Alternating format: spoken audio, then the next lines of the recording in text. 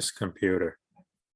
Okay, here we are. All right, so let's just step into the screen share mode, and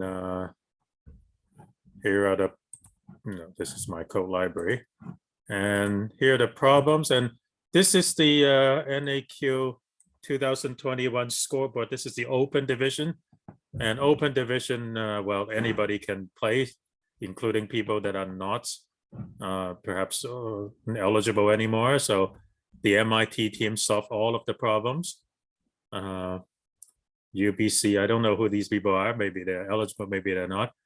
And then, it goes lower according to that. But the open scoreboard tells you which problems are easy and which problems are hard, right? So for example, N, the last problem, only 3 teams managed to do it, and nobody else managed to do it. And I can tell you that I haven't figured out how to do the last problem yet myself.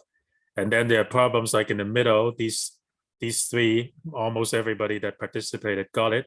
So these are the easier problems. And then if you want to look at sort of our own standings, so if I go to Lethbridge, this is what happened. So our top 2 teams solved 7 and 6 problems out of 14, which is not bad. And then the newcomers, you solved the 2 easier problem, and then you got tripped up in some other thing. So basically the idea is, if you're new, your goal is to do the easy problems, the ones that you deserve to solve, and don't get trapped by the hard problems. Okay. And then of course, if you are the more seasoned people, then of course you want to solve as many of them as you can, even the hard ones. All right, so I'm going to just very quickly go through E and H because everybody eventually got it, but maybe I just want to say a little bit about these problems. I have not actually solved any of them because they were not open for submission. They finally got added to Caddis apparently at 3:30 this afternoon, and I was teaching, so I couldn't do it. Anyway, so let's quickly go through the 2 easiest one, E and H. So these problems have a story, but basically they tell you that there's a string of length n, and they're only up to at least 4 characters and up to 100 characters. The input string contains only vertical bars, open parentheses, and closing parentheses. And input strings contain 1 or more vertical bars, followed by a set of matching parentheses, followed by 1 or more vertical bars. So something like this one here, you have 1 bar, then parentheses, and then 2 bars. And then here you have 4 bars, parentheses, and 4 bars, etc. And then it says, for drawing to be correct, the number of vertical bars on either side of the eye must match. Input will always contain a pair of correctly matched parentheses with no characters between them. No other characters will appear in the string. So basically they're telling you that everything is nicely formatted. There'll be a bunch of vertical bars, 1 or more vertical bars, followed by the brackets, and it's always open and then closed, followed by at least 1 or more vertical bars. And basically you print the word fix if the number of vertical bars on the left and on the right are different. If they're the same, then you say correct. That's all there is. So I guess everybody solved it eventually. I know that there were some issues. For example, some of the people in our group got some incorrect answers, the new people, because maybe they didn't even know that they have to read from standard in instead of reading from the file. So, that things like that happen if you're starting out new. But in terms of actually solving the problem, of course, you have to read a string. But after you read the string, how do you solve the problem? So you have a string S, and you read it in C in area or S like this. And now, this string has a certain number of characters. Somewhere in the middle is the open and close parentheses, and then everywhere else, maybe I should switch color. So the open and close parentheses, and then everybody else not just the vertical bars. So basically, if you can figure out where this is, right? If you have the indices, you should be able to calculate how many are to the left and how many are to the right. So one way to do this is to just say, S dot find open bracket like this, and the index that you're given, whatever index is returned. You don't have to worry about the case of looking for this and not found, because it's not possible. Okay, they tell you that everything is in the right format. So they will tell you in this case it's 3. This 3, it's also exactly what's on the left.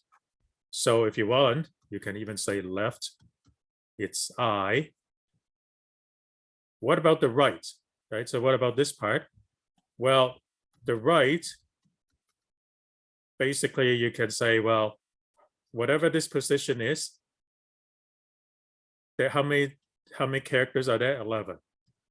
So 11, so S dot length minus the 3, it's 8. Okay, well, that's not good. What is 8? 8 is actually the number of characters from this opening position all the way to the end. That's 8. Okay, so when you have a range, so this is 11. If you take 1 past the range minus the beginning of the range, that's how many elements there are. But of course, that counts these 2 things which you don't want. So you subtract 2, and then at the end you just say if left equals right, then you print correct. Otherwise, you print fixed. Okay, so I'll just leave it like this. You can figure out what to do. Okay, so anyway, that's not much more to say. You can maybe you do it some other way. I mean, you could, I suppose, count the number of bars, and then you use one thing you want the variable to store the bars before you hit the brackets, and then use another variable to store the bars after you hit the bracket. Doesn't matter. There are lots of ways you can do this. But anyway, that's how I would do it. Any questions or comments, especially for those that got it wrong? You want to say anything about why you had some difficulties? Nobody willing to admit anything? That's fine. All right, so this. I know I was using an array silly enough when I started this one, but yeah, it was a lot more simple than I thought. Yeah, so even for a simple problem, I guess it's your experience level, how simple your code is at the end, right? Anyway, okay, so I want to move on to the next one. So the next one is this multiplication game. And so I know that, some of you that have not read the problem before, I'm going through at least describing problem kind of quickly, but I think most of the people have actually read the problems, I hope, but let me just give a very brief summary of what the problem is. So the problem says that you're given a sequence of numbers, anywhere from 2 to 1,000 numbers. And these numbers, it's just a bunch of numbers like this. So there are 10 numbers.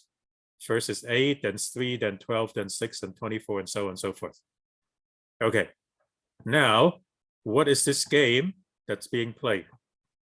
Oh, by the way, all these numbers are positive and less than or equal to 100. So these numbers are not very big. Okay, so you start from the first number in the sequence, so that's 8. So you remember the first number, 8. Then you look at 3 and you ask, is this a multiple of 8? If not, you keep going. 12, is it a multiple of 8? No, you keep going. 6, is it a multiple of 8? No, you keep going. 24 is a multiple of 8. So at this point, you print 24. Once you hit the multiple of 8, now you restart the process. This number, you don't check if it's a multiple of 8, but you remember that this is the first number now. And now you ask, is 12 a multiple of 14? Is 9 a multiple of 14? Is 70 a multiple of 14? Yes. So you print 70. Then you restart the process. 5 is the multiple that you're looking for, and then you run out. So nothing happens. So these are the output, 24 and 70. Here, there are 5 numbers. 3 is the first number, and then 3 is a multiple of 3, so you print the 3. Now you start again. You remember 2, then you look for multiples of 2. 5 is not a multiple of 2. 7 is not a multiple of 2, so you're done. That's all you printed. Okay, so that's that. Now you might ask, is it possible that you don't print anything at all? Is it possible that you put 5, 3, and then none of the numbers are multiples of 3? So you don't print anything. And it does say the input sequence is guaranteed to contain at least one complete round of the game. So that means that there is always at least one answer. One multiple of the first one. So you don't have to worry about the case of not printing anything. Okay, so that's basically the idea. So what to do? Well, you have so this one you can have 2 processes, which is a little bit tricky. So why do I say you have 2 processes? So you have a sequence, you have a bunch of numbers. I'll just write it like this. You have a bunch of numbers.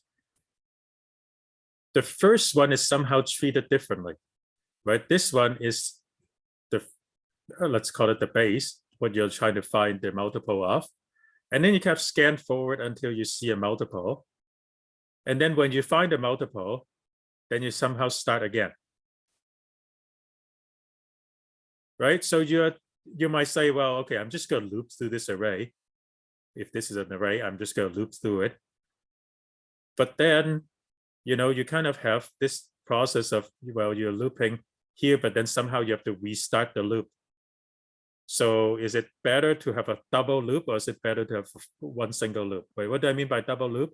Maybe you have an inner loop that deals, maybe you have something like wow, a bracket I percent base is not equals to 0 I plus plus. So this basically says wow, a bracket I is not a multiple of the base. You keep going. Now, whenever you write this is dangerous because I might go out of bounds. So I need to do something like this just in case. So maybe I do that. But then on top outside, then I have to say, base is equals to, I don't know, AI plus plus. And then I have to have a loop. I have to have some kind of a loop like this. I is equal to 0. Wow. I is less than n, do something. Okay. So that's one way of doing it, I guess. So the first element here, it's going to be a base. So you set I equal to 0. The first element is going to be a base. And I increment the I. So I move on to the next one. Then I keep going as long as it's not a multiple. I keep going. And then when I stop, I can stop because I'm a multiple or I'm out of bounds. So I can say at this point, I stop because I'm a multiple. As long as this is true, then I can see out a bracket I. Okay. But then I better do I plus plus also because now that I printed this multiple, now I need to move on to the next one. Okay, now notice that's in my loop. This is not like a standard for loop where I have a for, int I equal to 0, I less than blah, blah, blah, and then I plus plus. A simple for loop only has one increment and it's pretty clear what's going on. Here I kind of a double loop where I plus plus is everywhere, right? Like I have I plus plus in many places. So you have to keep your head clear what's going on. Alternatively, you can write a for loop that does go through this loop, this in one single loop every time you move forward. But then you have to then say, well, okay, you might have to have a Boolean flag that says is first or something like that. So then you say if is first, then base is equals to I don't know, base is equals to a bracket I. Otherwise, then you have to say, well, if AI it's percent base, it's not equal to 0. Well, actually, when it's not equal to 0, you don't do anything. But if it's equal to 0, then you have to print AI. Oh, wait. You see, I already screwed up here. After I set base is equals to AI, I have to say is first equals to false. So it doesn't go back. It doesn't do that again. But now when I find a multiple, then I'll say is first is equals to true. Okay, I'm not going to bother closing the braces because I'm running out of space. But that's basically the idea. Okay, so I'm just going to say dot, dot, dot to close the braces. So you can either do it like this in sort of nested loop, or you can do it with one single loop to go forward, but then you have to have some kind of variable that distinguish you whether you are in the first case of a round or the rest of the cases. There might be other ways you can structure this too, but that's how I would approach it. Okay, any questions or comments about this, especially for those of you, I guess most of you that participate in contests did it. If you have other more brilliant ideas. Okay, if there's nothing. Okay, so those are the two easiest problems according to the contest. So now let's look at maybe more harder problems. Okay, so this is the numbers here. How many teams solved it? I'm not quite. This is the open division. So E and H. E has 54 people, 54 teams solving it. H has 50. So the next easiest one according to the number of teams that solve it is Mr. Code Format Grader. So let's look at that. Mr. Code Format Grader.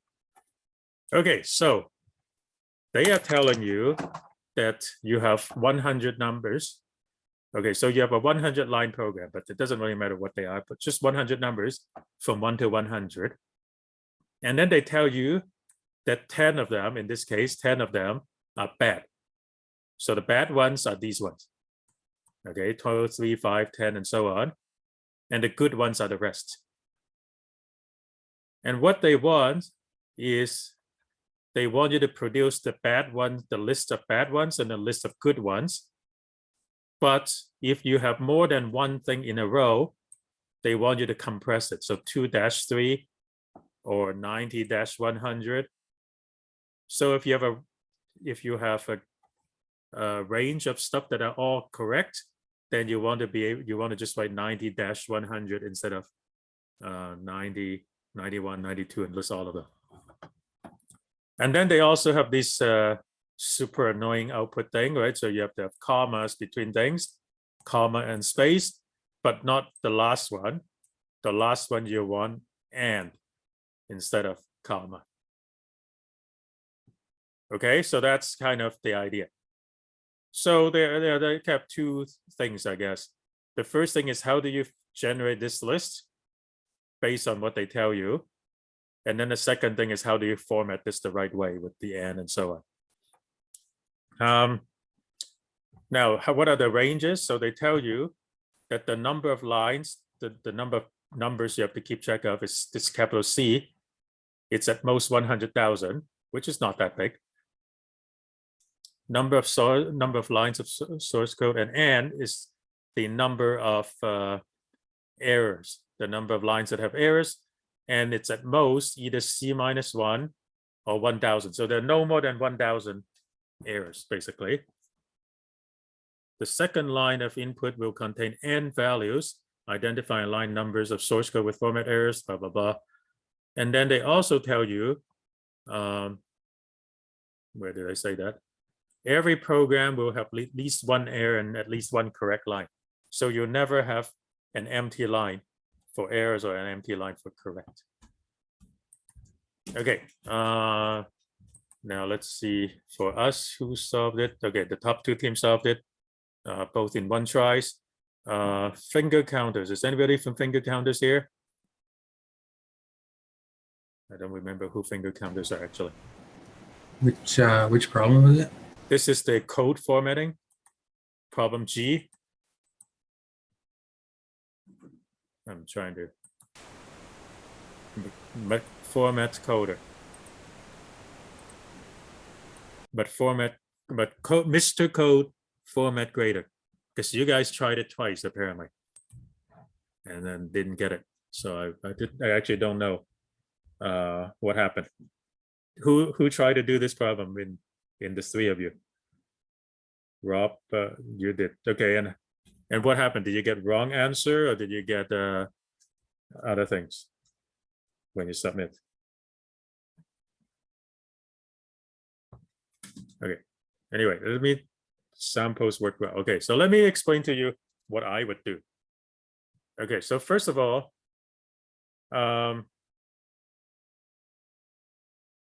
you have C possible errors, and it's up to 100,000. So what I'm going to do is I'm actually going to just have an array. Let's call it a Boolean array of whether you, let's see, let's call it correct. It doesn't matter which way you store it, but I'll just use correct. And I'm going to say that, let me think here. What is the, actually, maybe it's better to use error because I can initialize it better. So let's just call it, okay, why am I crossing? I use the eraser here. So call it error. Now I'm using 100,001 because the indices I'm going to use, I'm not going to bother changing to 0 base. I'm going to keep it as 1 base. So I need numbers from 1 to up to 100,000. So I need this much. And I'm just, if I declare this as a global variable, then it's automatically initialized to false. If you don't like global variables for some reason, then you can do this and that initialize everything to false. Whoops, wait, undo. Okay, so now at the beginning, nothing has an error. So now every time basically you read in your C and you read in your N, right? So you read in your N, I'm not going to write that code. Then you loop through it N times. And then you're going to read some line number. And then you're just going to say error line equals to true. Right, so this will basically turn this array from 0, 1, 2 up to whatever number you have. Let's say capital C. 0, we don't really care. This because we're doing 1 base. And then there'll be false, there'll be some falses, there will be some trues. Right, whichever line they tell you is true, it's error, you would set this to true. Otherwise, it's false. Okay, so that's what I would do the first step. So now, how do I actually get all the ranges? Okay, so what do I do? There are different ways you can do this. Here's a loop that I like to do, and it's maybe a little bit complicated, but I'll do it anyway. So I set int I equal to 0. Okay, so I start with, sorry, not 0 because I start with 1. Sorry. So this is I want to start at 1. So I start at 1. So I is here. And then I'm going to do, actually, I'm going to do it up here because I'm going to run out of space. While I is less than or equal to C do. Now, because I'm using 1 base, I don't use less than C. I use less than or equal to, so I have to be a bit careful because I'm using 1 base. Okay, now what am I going to do? I'm going to have another variable j, which is going to start at I plus 1. While error j, it's not it's equals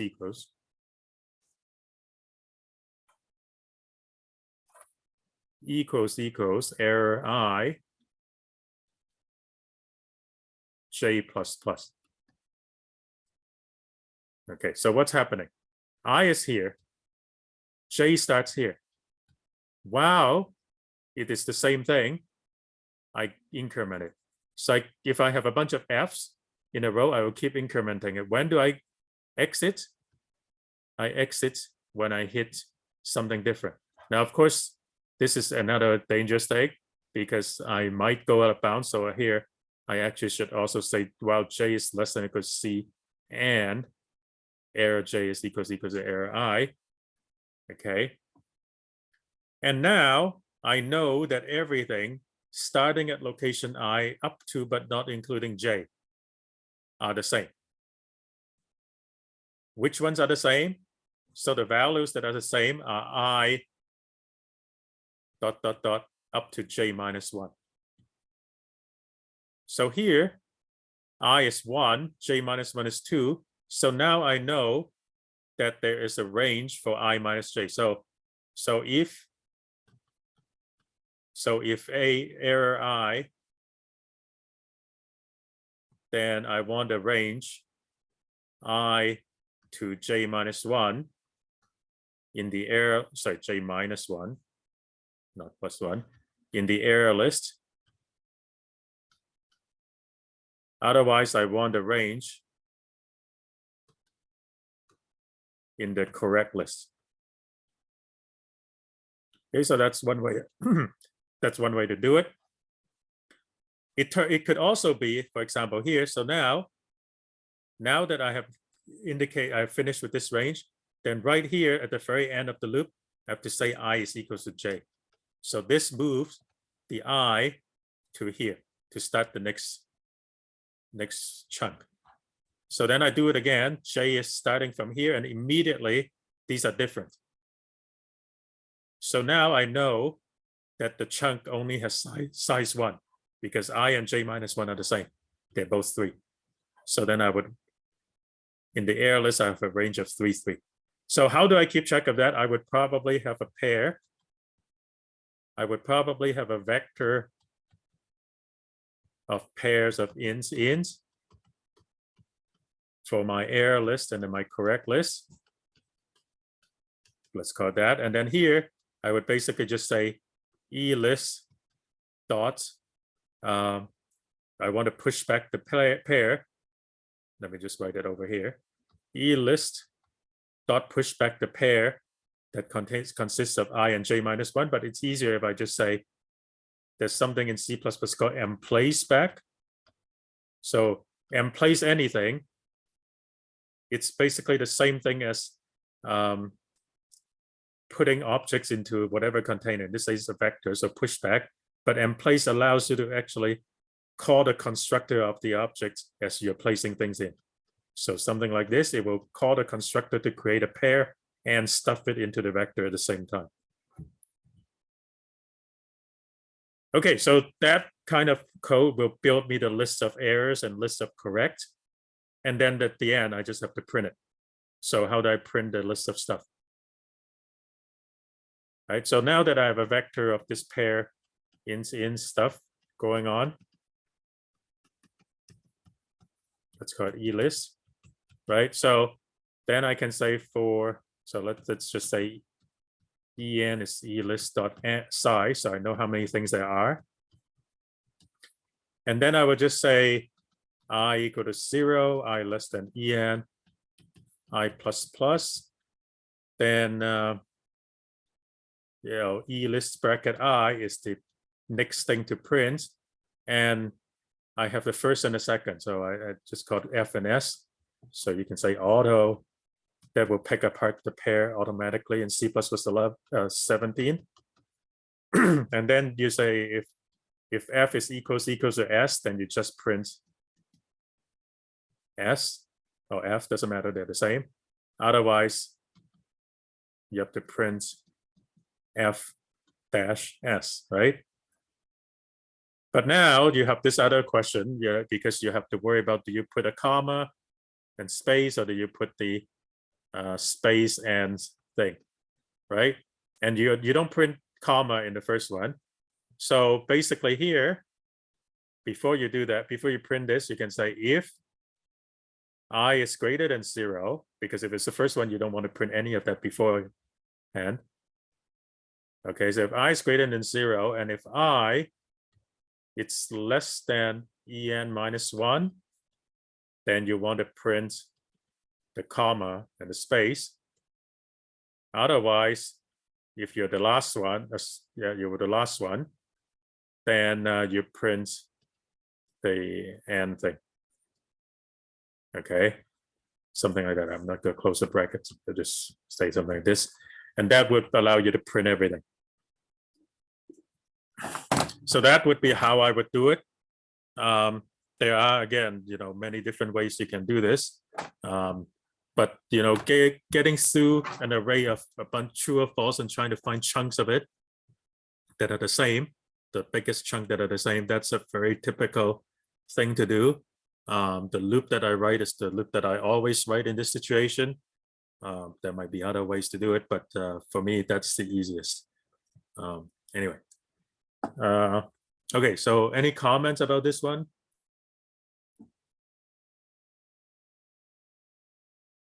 Okay, so for the next problem, starting from now, I went through the 3 easiest problem.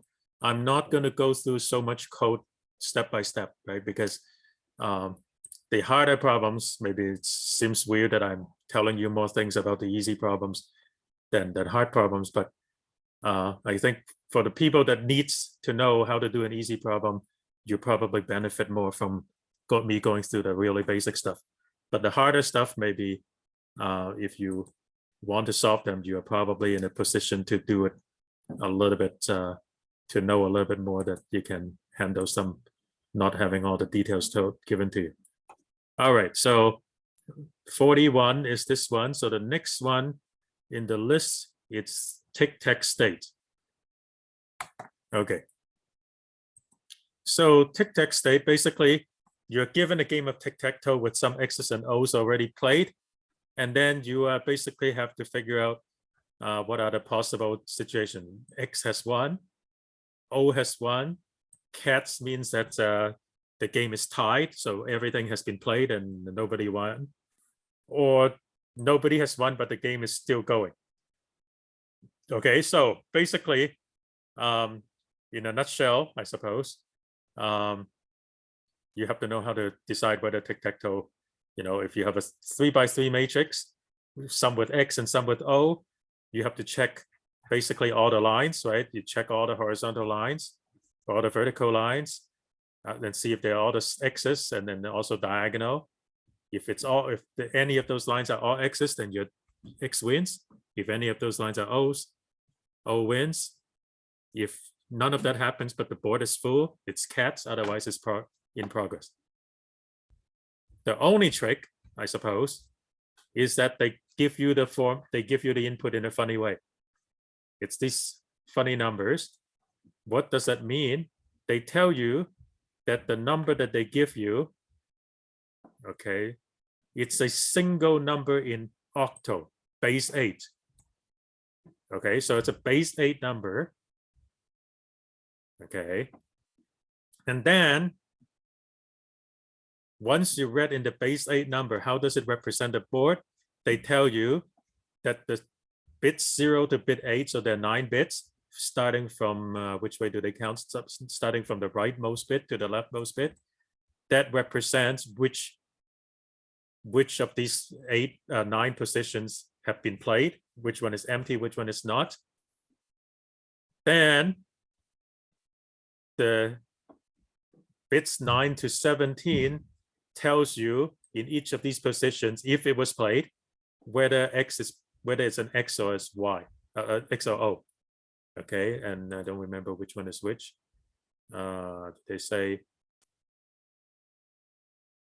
a set bit indicates that X plays for it. So if the bit number 9 is 1, then X plays in that position. If it's 0, then O plays for that position. But all of that assumes that this first bit is corresponding it's also on. If this bit is off, then it doesn't matter. And then there's also an 18-bit that tells you whose turn it is to play next. That's actually completely irrelevant. You can just completely ignore it. There's no need to worry about that. So basically, you have to know how to pick the bits apart.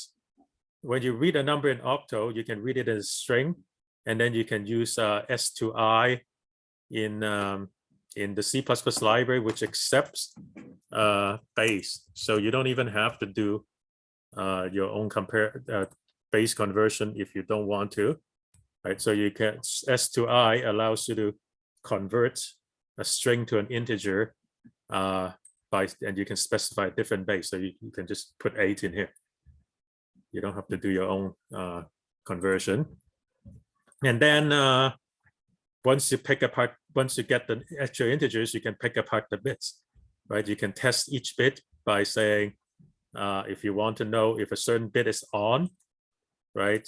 So if you want to know if the ith bit is on, you just say if the number that you store is x, let's call it x, if x and why do I have 0 here? And 1 shifted ith times, make sure that you put the brackets.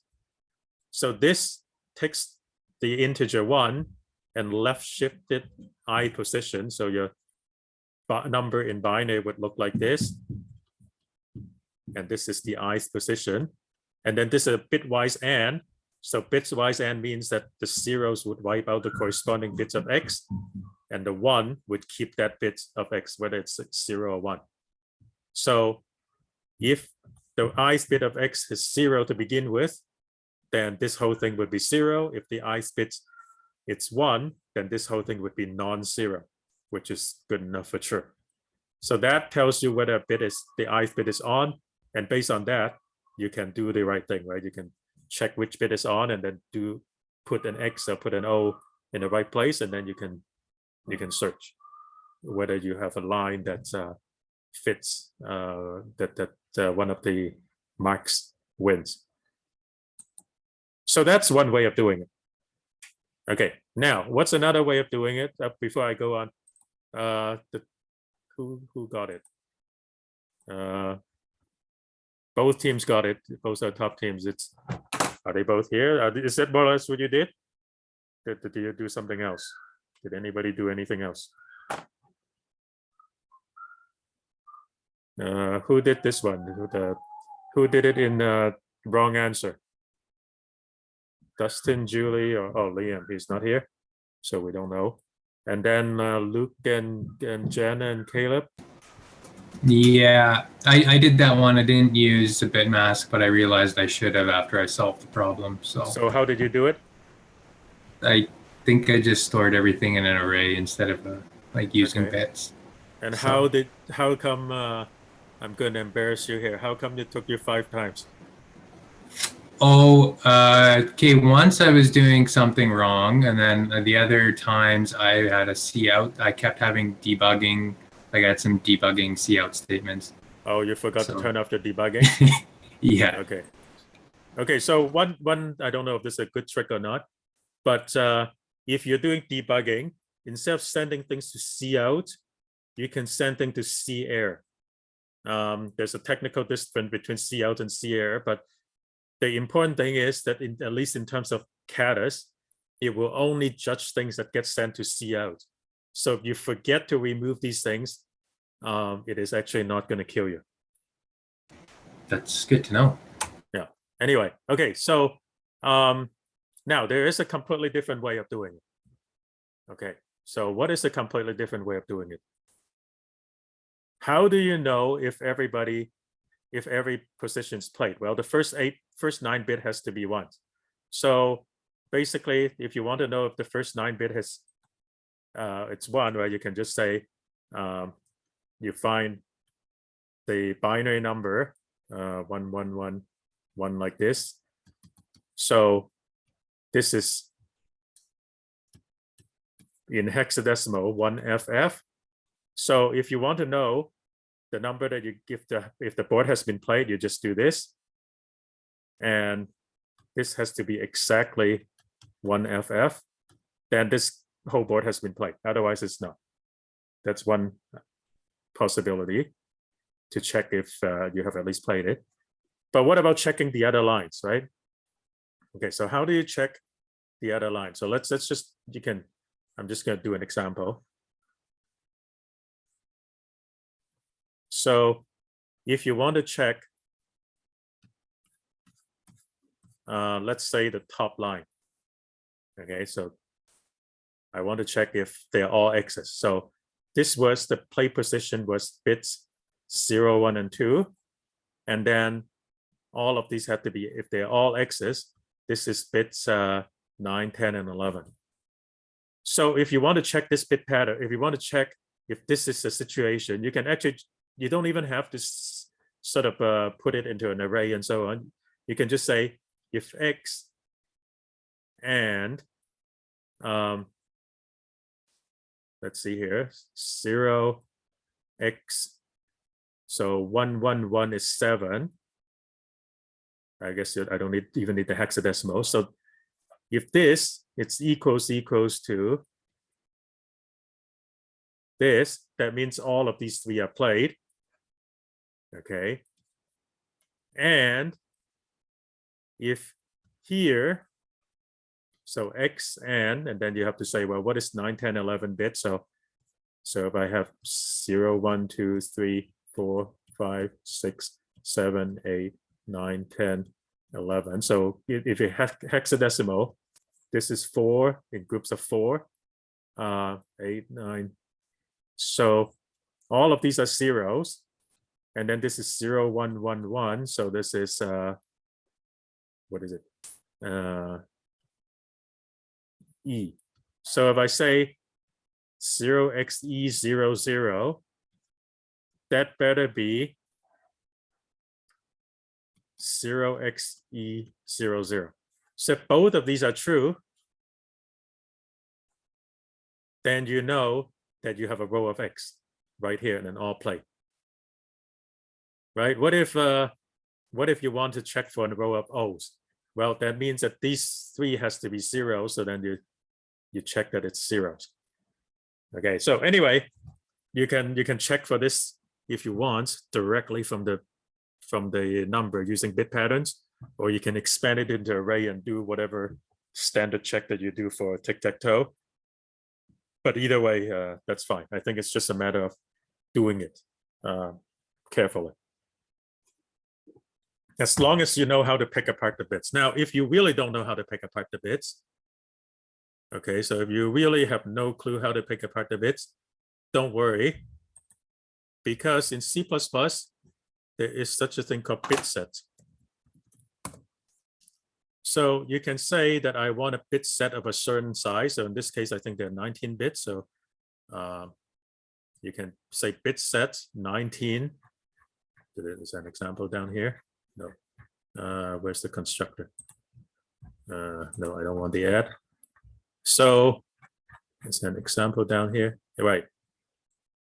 So I can have bit set and I put 19, a variable name. And then I can initialize it with the number that you read in, whatever that number is, and then it will automatically turn it into bits. And then you can then say bar square bracket 0, bar square bracket 1, and so on.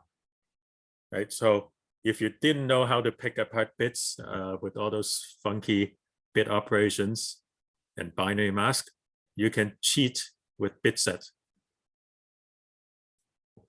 Okay. All right. Anything more to say about this one? Okay, now we get to maybe the better stuff, the harder stuff. Okay, so let's see. Next one, the stamp collection and okay, stamp combinations. So stamp combinations, you guys did it in 4 tries. And then human beings couldn't quite get it in 6 tries. So who did it in the first team? Dustin, Julie, or Liam? You and Julie.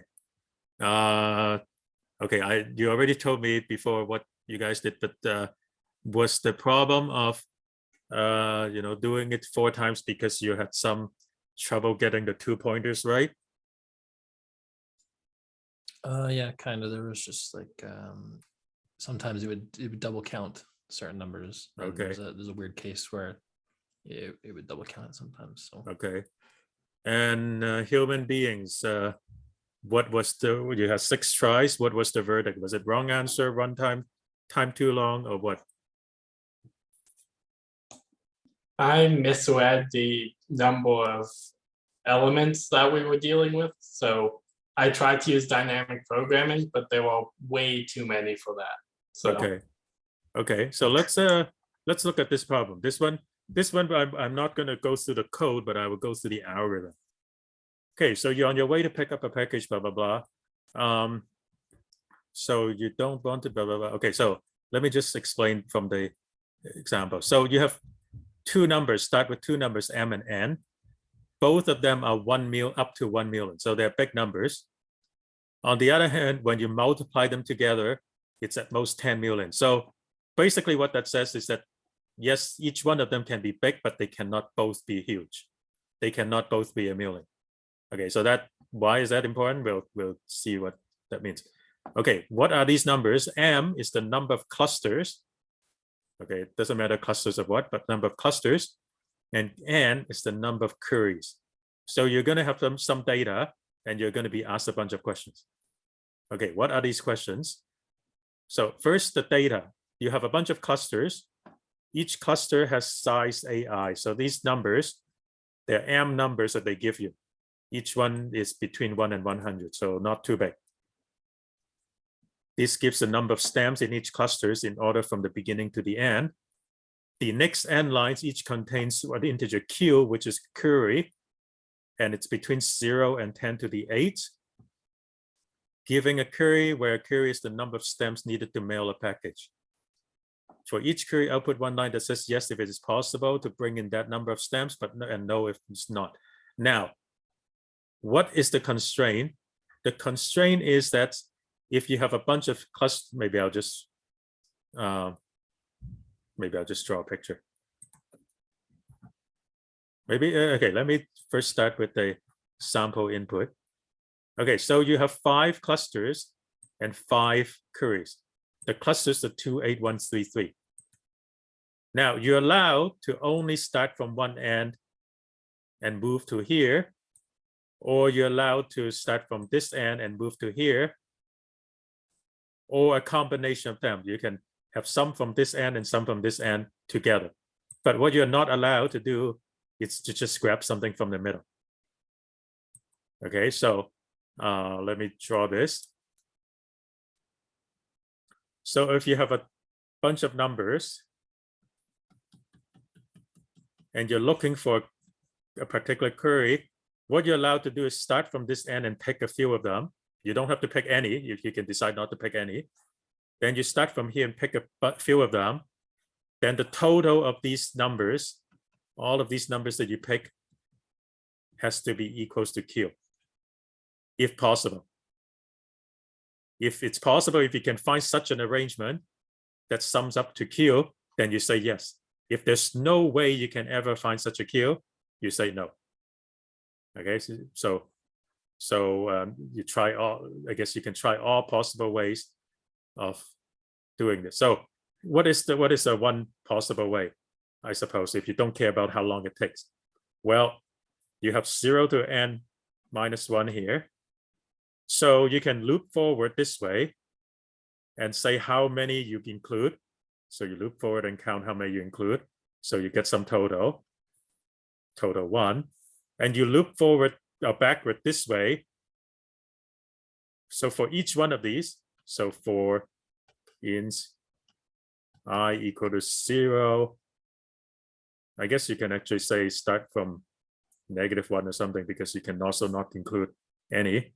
But I'll just write it like this: I less than n minus 1, I less than n, I plus plus. So that would be how far you go this way. So I'm using I to mean that you stop at I, but not including I. So that's why I start at 0. So when I is 0 is empty. And then inside this loop, you would have a j that does the follow, that goes backward. J that start from, let's say, n minus 1. And then j has to be decremented all the time. But j cannot be, j has to be greater than or equal to I. Because if you start crossing over, then you would overlap and you start counting something more than once. And then you say, if, the chunk, I guess a 0 dot dot I minus 1 plus a j dot dot n minus 1, it's equals to q, then you found it. So then you say yes. Otherwise, if you go through all this loop and you never said yes, then you say no. Okay, so that's kind of one possible idea, but this is horribly bad because this loop, for sure, it's big O of n. This loop, it's not quite big O of n because depending on how far I is, this loop can go further and not further. But basically, this is a classic n square loop. The n first time is n, and then n minus 1, n minus 2, and so on. And if you add that all up, this is a classic big O of n square loop. And n being a million means that n squared is hopeless.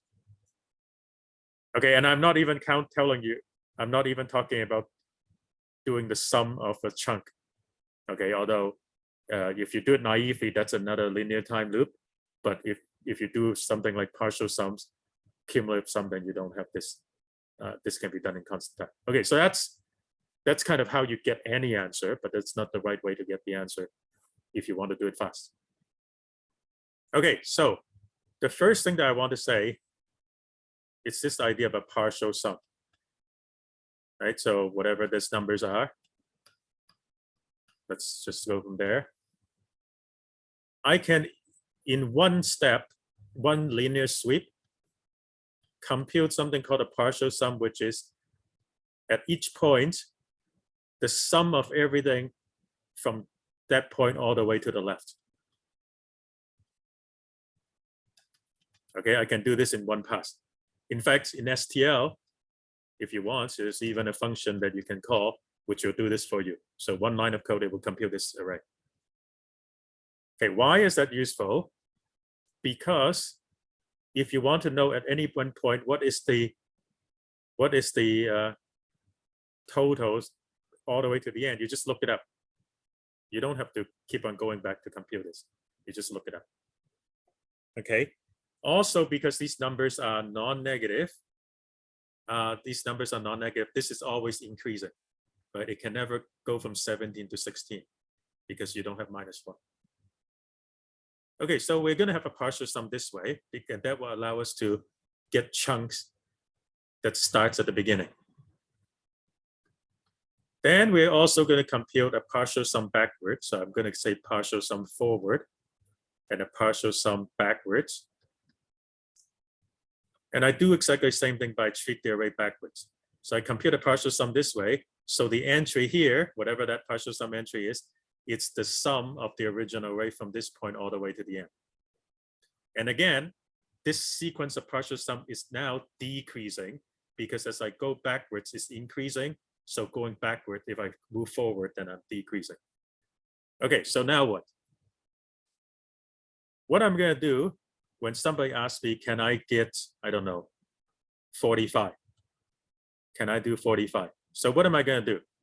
I'm going to say, well, first of all, let's try not having anything at the beginning. So if I not have anything at the beginning, then it must all come from the end. Or actually, maybe I'll say, let's try not having anything at the end because it's easier to think forward than backwards. So if I am saying nothing at the end, so then everything must be the beginning. So I'm looking to see if in this array, 45 is there. So how do I do this? I can do binary search because this is a sorted array. So I can just do binary search. And in C++, there are many ways you can do binary search. But if you just want to know whether the number's in there or not, binary search will tell you. It will not tell you where it is, but it will tell you whether it's there or not. So look up binary search. If you want to actually know where it is, you probably want to use lower bound. Okay. So that's, suppose you don't have anything in the back. What if you want to do one thing in the back? Well, let's say this is a 3. Well, if you use one thing in the back, that means now you want to look for 42 to make the 45. So you want to know if the front can be, there's any way you can go forward here to make 42. And if there is, so if there's not, that there's no way you can do it. And if there is, then maybe there's a way. Okay, I say maybe for now. What if there's no way? So now you try this to have 2 things in the back. So maybe the next one is 7. So maybe this is the last few elements is 3 and 4. So this is 7.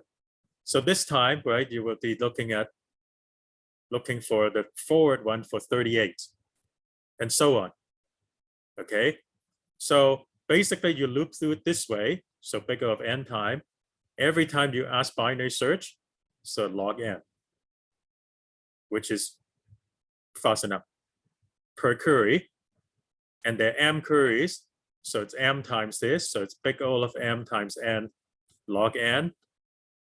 You know that this part, it's less, let's say about 20, because the n is at most 1,000,000, so log is about 1,000,000. Log of 1,000,000 is about 20. And this part, it's less than 10 to the 7. So it's not that bad. This is about 200,000, 200 million, which is actually not too bad because they gave you something like 7 seconds, right? They gave you some gigantic, 7 seconds. That's a lot of time. So 100, whatever it is, 100 million, 200 million iterations is nothing for 7 seconds.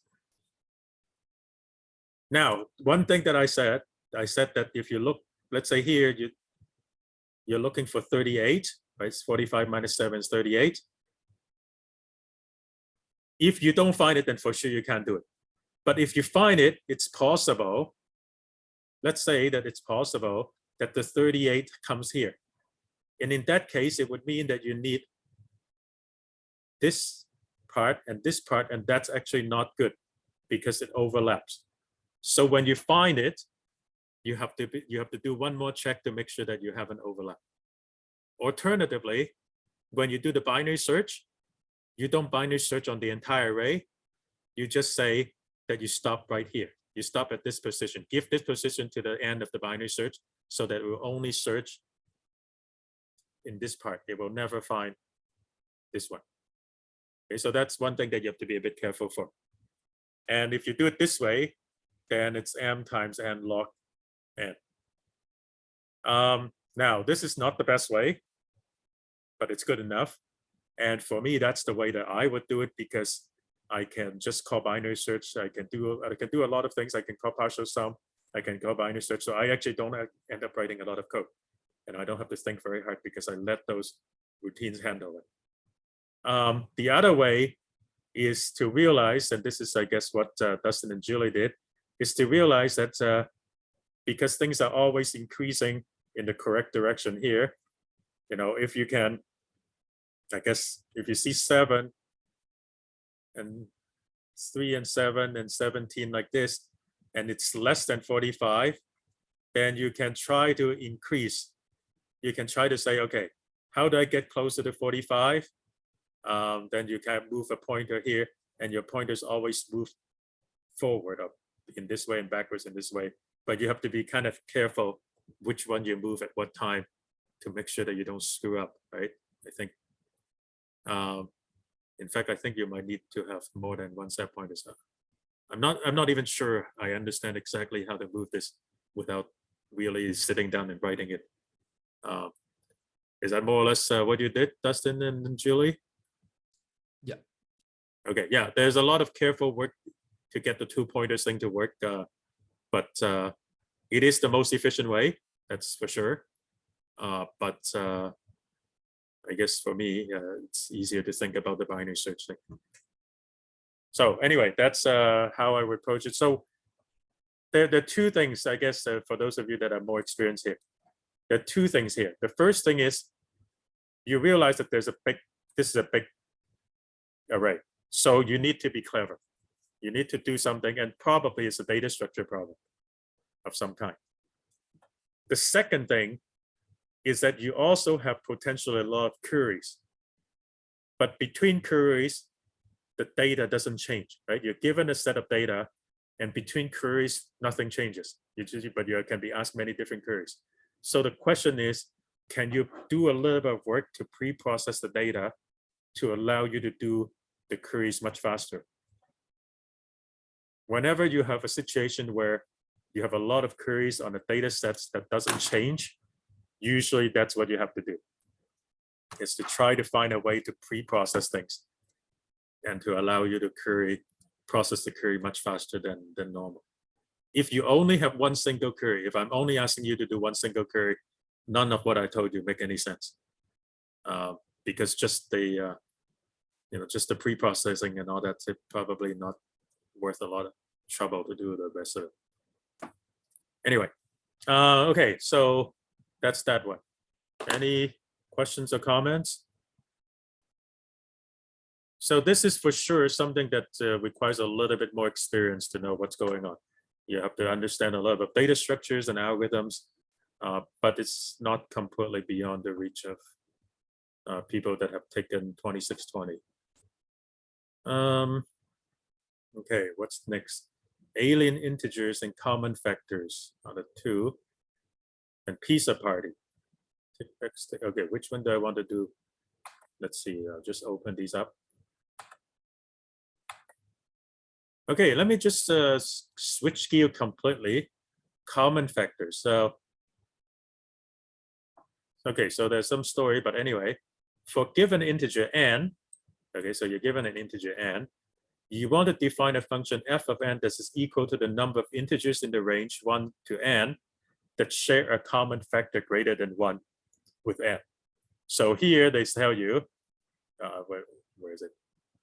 So for example, for 12, you can look at all the numbers. So let me just write. So if n is 12, then you look at all the numbers from 1 to 12. So you write it all out. And you look at all the numbers that share a common factor with 12 bigger than 1. So 2, 3, 4, not 5, 6, 8. It shares a common factor because 4 is divisible by both 12 and 8 are divisible by 4. 9, 10, 12. Right. So if I haven't screwed up, 1, 2, 3, 4, 5, 6, 7, 8. 8 numbers that share a common factor greater than 1 with 12. So f of 12 is 8. Okay, so when they define these strange mathematical functions, it's always good to have a simple example, then make sure that we understand what we count. Okay, now, but that's not what they want. Further, we can define a second function g of n, which characterizes the fraction of numbers that like the given number as follows. G of n is f of n divided by n. Okay, so that's easy. I can just take f of n divided by n. So g of n, g of 12 is 8. F of 12 divided by 12, and that's 8 divided by 12. Or if you want, whatever it is, 3 divided 2. If you divide both top and bottom by 4, you get 2/3. Okay. And then now they ask you, what we really want to know though, it's for any integers. So if they give you n, then you want to compute g of k, g of 2, g of 3, g of 4, g of 5, all of them up to n, and give me the biggest one. Okay. So if they tell you 12, not only do you want to compute g of 12, you want to compute g of 11, g of 10, g of 9, all the way to g to 2, and whichever one is biggest, you pick that one. That's the answer. Okay, at least conceptually, that's what you're supposed to do. The input consists of a single integer n, which is between 2 and 10 to the 18. 10 with, so 1 with 18 zeros behind. If you try to compute g of 2, g of 3, all the way to g of n, you can forget it. Okay, there's no way. So you have to have something else. Okay, for the provided test case, output the result as a fraction in lowest terms in the form P over Q with, okay, so you actually have to output this as a fraction. All right. So at this point, you have two choices. So the first thing is you need to know that even if you know how to do it exactly the way they tell you, that it's hopeless to do it the way they tell you, right? Because there's no way you can loop through 2 to the 10 to the 18 and finish in time in what? 1 second. Okay, so in 1 second, you have to give the answer. There's no way you can loop through 10 to the 18 iterations in 1 second. So if the only thing you know at this point is to loop through and compute it the same way they tell you, what you should do is move on to the next problem. That's it. That's the end of it. Now, for those of you that don't want to move on to this next problem, then the question is, do you know anything about these numbers? And basically, the question is, what is your knowledge in mathematics and in particular number theory? These numbers that are not selected. Okay, what are these numbers that are not selected? These are the numbers that have GCD of well, if the number is x with n is exactly 1. Okay, and there are 4 of them.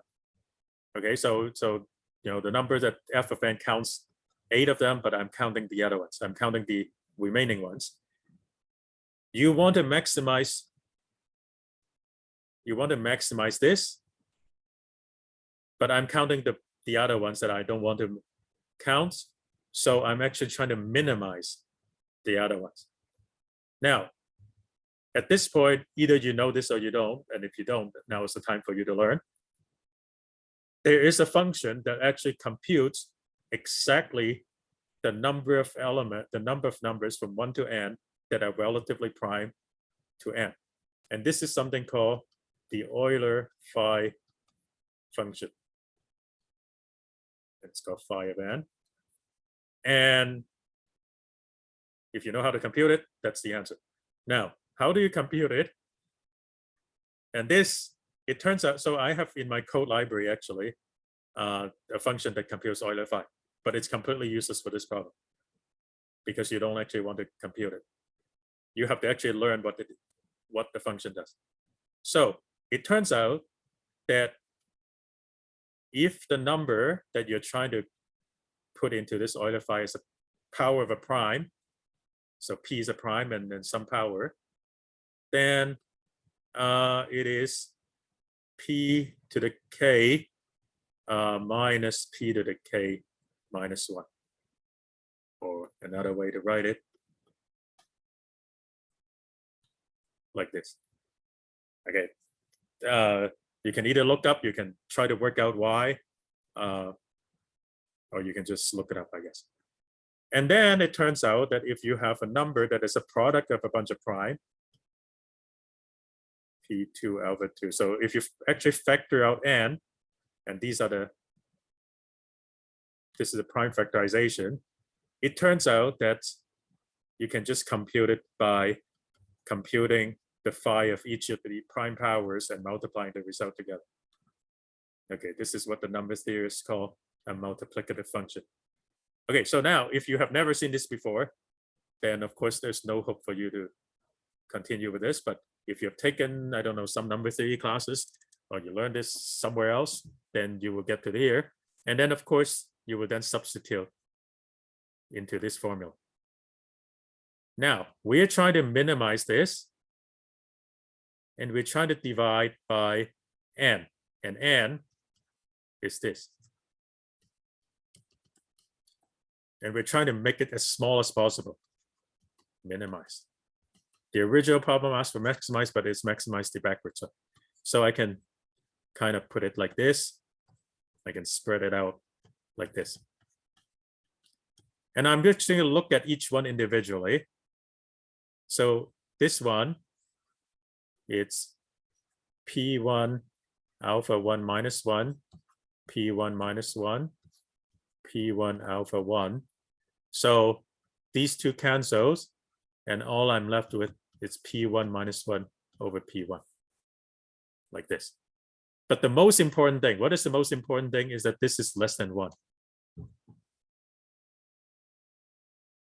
So every one of these is going to be less than 1.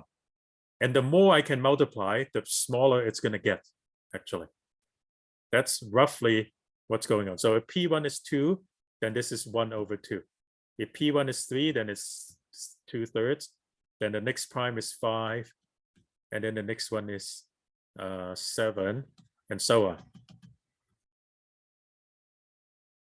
Okay, so how do you get this as small as possible?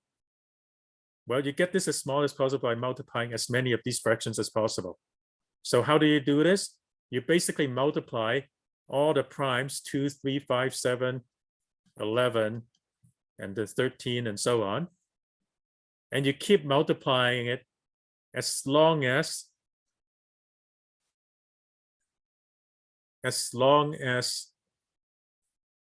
the bottom it's less than or equal to n. And when it blows up and it gets bigger than n, then you're done. You stop before you get bigger than n.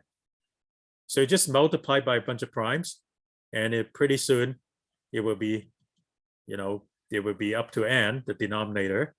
And then you just have to remember that whatever this number is, you need 1 minus that, because I'm counting backwards. So I need to subtract it from 1, and then that's about it. The other thing maybe I should say, what if, that this P1 minus over 1, it's the same whether the prime factor of my number is 2 or 2 squared or 2 cubed. It doesn't matter. So it doesn't actually help me to make this number smaller by using bigger powers of prime. So that's why I only use single power prime. And no matter how big n is, so even if n is 10 to the 18, this is not going to take that many steps before it blows up. Okay, it's actually not going to take many steps though, because you can say this is, even if all of these are 2, right? How many times does it take? It's log 2 of this, which is basically 18 times log 2. So roughly 50 some steps, it will definitely blow up. And of course, because I'm multiplying numbers bigger than 2, it's actually going to blow up much faster than that. So this is actually not going to take any time at all to compute. So this is a problem where you can't just look at the problem and say, well, let's program whatever they tell you. That will not work at all. You have to know something about number theory. And most of the time, when they talk about common factors, you might want to look at factorization.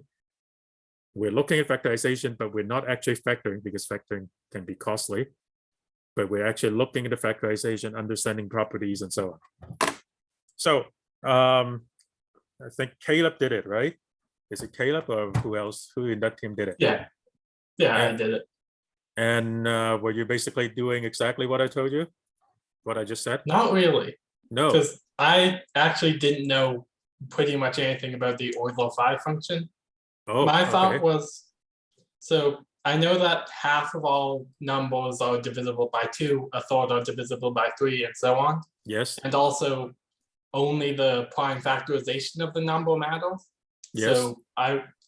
So I tried to get as many distinct prime factors as possible, and then that gets you the number that gives you the maximum. Okay. And from there, it's just computing the thing, which is not easy, but it's just dealing with double counting and then putting stuff back in and such. Okay. Okay. So you did it in a different way, but you kind of were using some of the same principles at the end, right? You try to get as many prime factors as you can, but then you you did some other things to deal with that. Yeah, so all this double counting or whatever, it's somehow automatically taken care of by the Euler Phi function. So anyway, now you know. But anyway, good for you. Maybe I started describing this problem wrong when I said that maybe if you don't know number theory, you move on. But clearly I was wrong. You managed to do it, so that's great. And actually, you only took 1 try, so that's even better. Good job. Okay, so this is if you're not into number theory, I guess you can still try to get this done. Okay, so now what's the next one? Alien integers and pizza party. Okay, let's look at alien integers. So they give you some numbers. So 11229, and the definition of two numbers being alien to each other means that they don't use any digits in common. So here you use 1, 2, and 9, and here you use 6, 7, 8, 4, 0. So there are no digits in common. But these two numbers, 2022 and 427, they both use 2, so they are not alien. And then they said if you have a number that uses all 10 digits, then there's no way any other number can be alien. So then they give you a big number up to 15 digits, and you are supposed to tell me what is the non-negative alien integer closest to the input number. And if there are two such integers that are equally close, print both of them. If there's nothing, then you print impossible. So for example, 605, right? 499 is the number that's alien because it doesn't use 6 over 5. Same thing with 711. There can be other numbers too. For example, 999, or even bigger numbers, right? 1234, whatever. But you want numbers that are as close to 605 as possible. Okay, so that's the question. And basically, there are at most two candidates, one that's above and one that's below. And I say at most because it might be impossible. So basically, you have to figure out what is the next smallest, what is the number that's just bigger than this. For each number they give you, what is the number just bigger than this that's alien, and what is the number that's just smaller. So what do we do, right? So I think eventually, let me just look at the scoreboard quickly. This is a problem that, unfortunately, it was the first problem in the set. So it got, I don't know, it trapped some of the beginning teams to look at it, even though it's not necessarily the easiest problem. And that's one thing. Yeah, there is no guarantee that the first problem in the problem set is the easiest. They can give you the hardest problem. Okay, so that's why it's important to look at the scoreboard at any time and say, okay, nobody's solving this, or very few teams are solving it, so maybe you try something easier. All right, so the first thing to do, whatever number they give you, okay, I'll just write a few more numbers, is to, on a different table, remember, look at these digits and say which digits are not used. So you'll record 1, 3, 4, 5, 6, 7, 8, 9. Okay, so I got 5 digits that are not used. Obviously, if you cannot find any digits that are not used, you're done. You're just saying impossible. Now we have to find a number that's just above and find a number that's just below using only these digits. So how do I get a number that's just bigger? Well, it has to have at least 5 digits, of course, otherwise it won't be bigger. And it cannot start with a 6. It has to start with one of these. So which one do I want? Well, I want the one that's just bigger than 6. Okay, like this. And now, what do I want? I want, if I want this to be as close to 60,542 as possible, I want to use the smallest possible digit because I'm already bigger because of the first digit. So if I want to get as close as possible, I want the rest of the digits to be as small as possible. And this would be the next closest one that is bigger. Does that make sense? Okay, what about the next smallest one? Well, again, what is the first digit? It cannot be 7. It cannot be 8 or 9 because that's bigger. It has to be 3, the next. And then once I make the first digit smaller, then the rest has to be as big as possible. Okay, and these are the two candidates. Once I know the two candidates, I can subtract to find the difference, and then I can see which one is better. And if they're both the same, then I print both. That's the basic idea. Does that make sense before I talk about all the tricky cases? Okay, so assuming that makes sense, let's look at a different situation. Erase. Erase. Okay, so a different situation. Let's say the number is 9,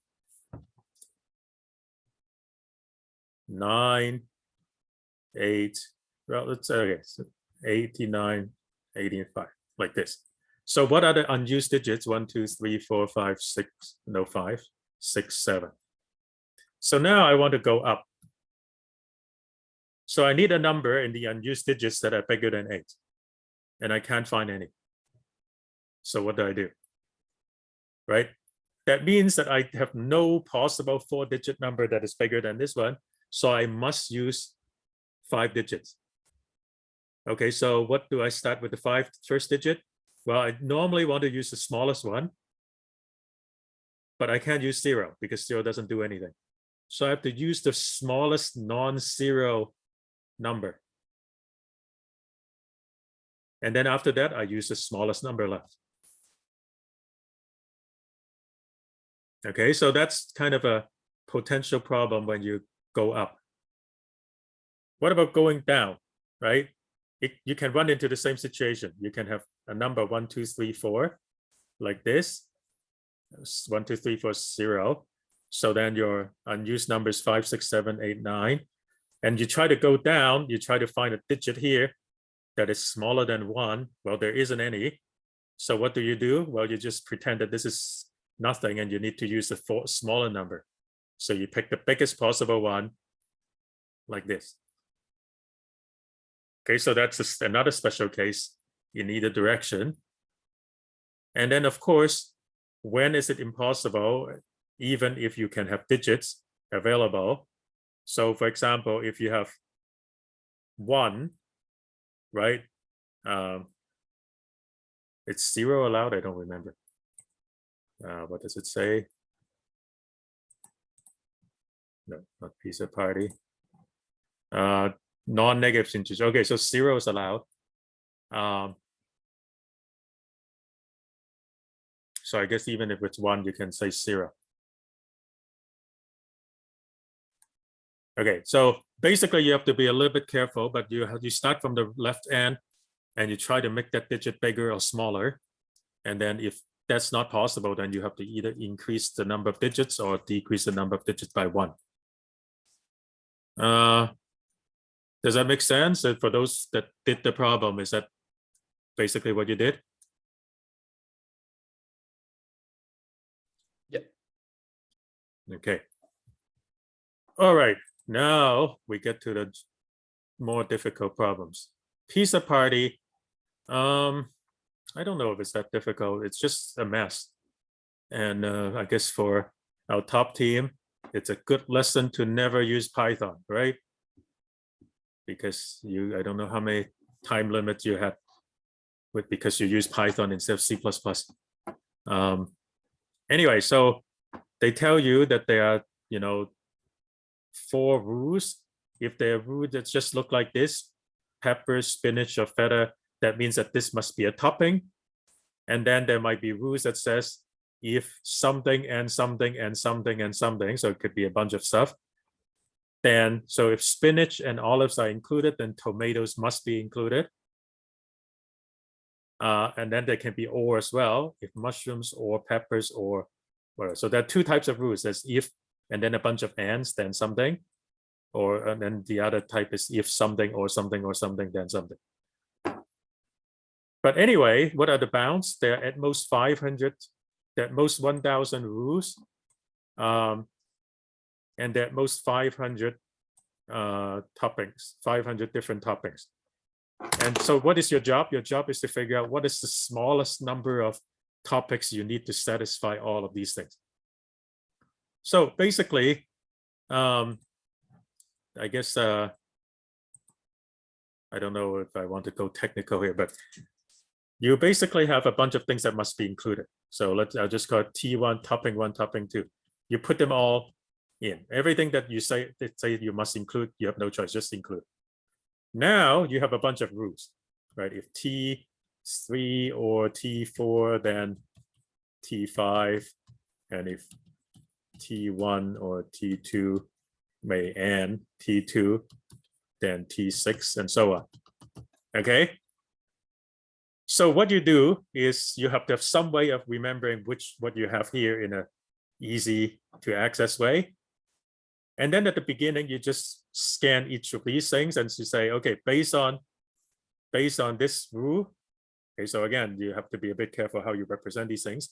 But based on these rules, this applies. So now you can add T5, right? And then now you have increased the set, and then you keep going, right? So every time you scan this list of rules, looking for any rule that can be applied, and if it can be applied, you use it.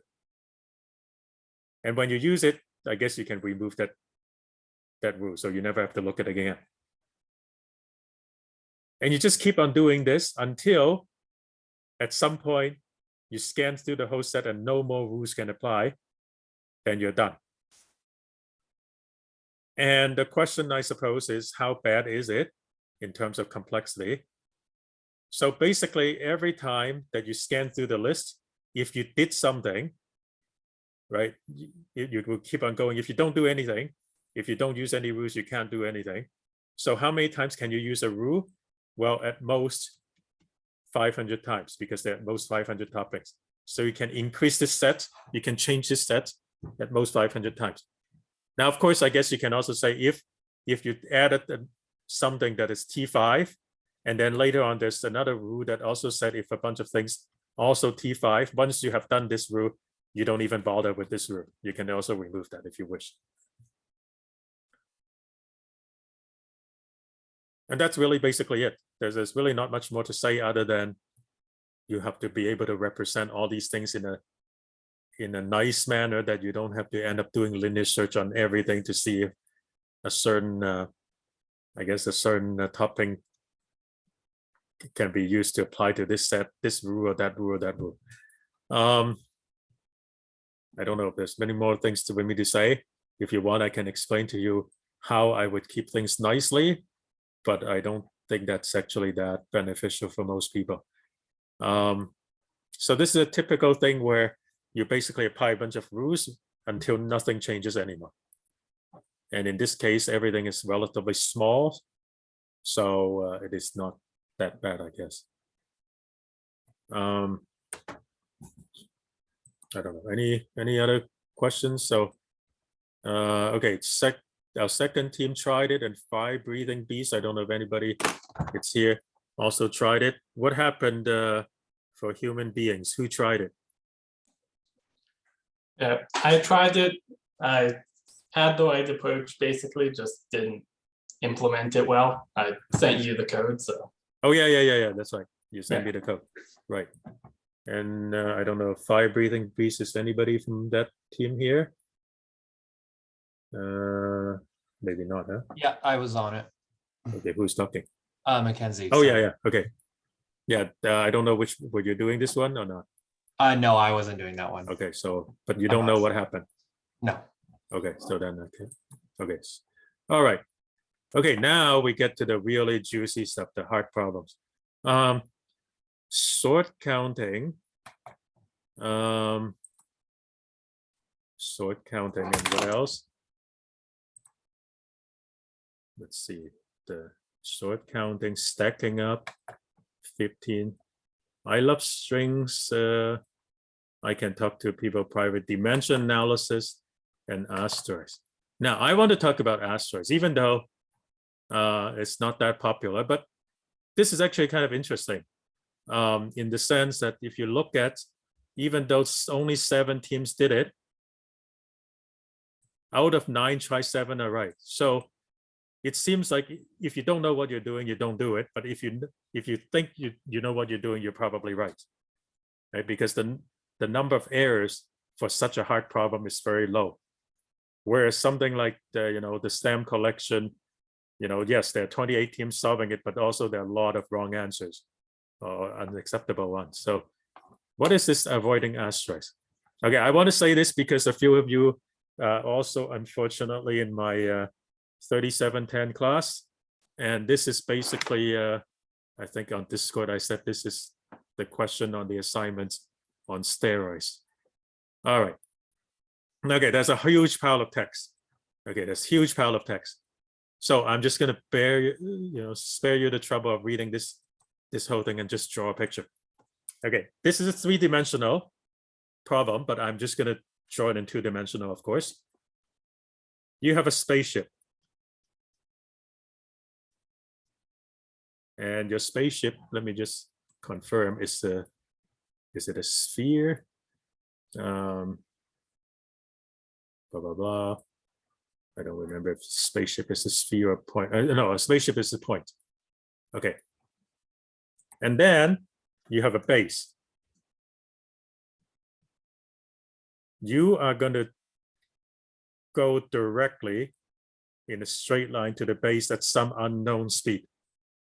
Okay, so you're going to travel from the ship to the base at some unknown speed. All of these are given to you as a coordinate. Now, you got asteroids that are some polygon. Okay, there might be different types of polygon. I guess it's convex polygon because they tell you it's a convex hull. Like this.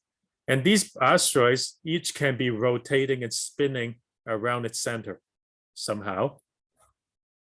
They can all be spinning in whatever direction, and in 3 dimension, the spinning is even more complicated. And they also have a direction of travel.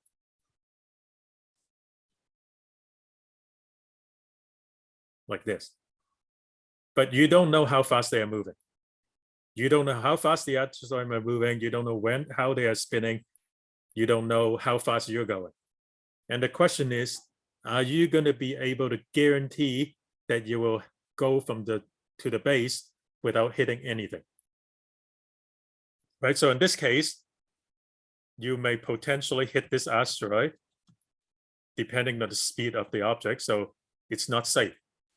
If on the other hand, this asteroid also always, if everybody goes away from you, then you know that no matter how fast everybody's going, you will always be okay. So that's basically the question. Okay. Now there are two different problems. So the first problem is, what are you going to do with this spinning asteroid? Well, if it's a spinning asteroid and you don't know how fast it's rotating and so on, basically what you have to do, okay, so I'm just going to draw the asteroid bigger. It's you have to, I think they tell you the center of the asteroid, right? Let me just make sure. So the asteroid is giving you the center of mass, giving the position of the center of mass, direction of which way the center of mass is moving, and then a bunch of numbers that are the 3D coordinates of the points on the convex hull. So that's basically the polygon vertices. So if you know the center of mass and you know these are the vertices, then you can compute the distance here, take the maximum. So if this is the maximum, that would basically define a radius of a circle where this thing can occupy in terms of space. So the first thing is actually turn this into a circle or sphere. Each asteroid you pretend is a sphere. Okay, so immediately, once you recognize this, we're going to turn all of these things into balls. Then you don't have to worry about rotations whatsoever. So make them into balls.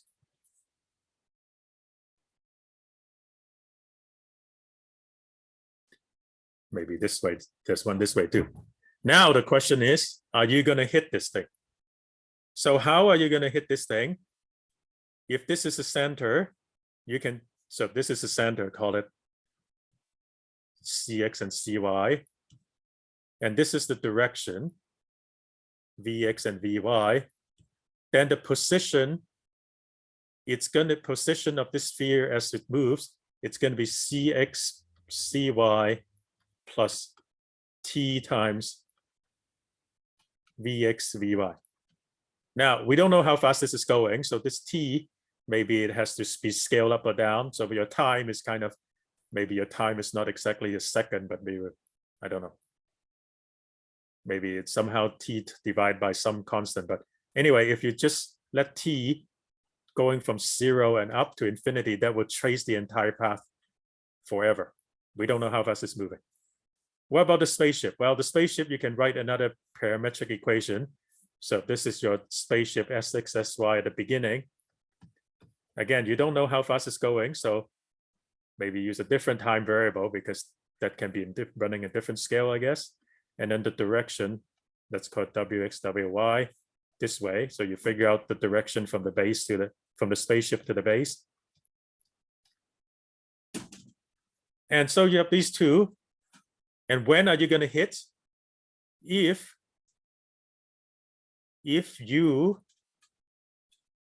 this spaceship position and the ball center, if the distance is less than the radius of the ball. Okay, if that's the case, then you hit. Otherwise, you don't. So basically, what I'm asking you is, if I have two lines, each represented by a parametric equation, how close can they get? And if they can get closer than the distance r, then you hit. You're bad. And there are only something like 20 asteroids, so you basically do this test for each of the asteroid and see if you're clear of all 20 asteroids.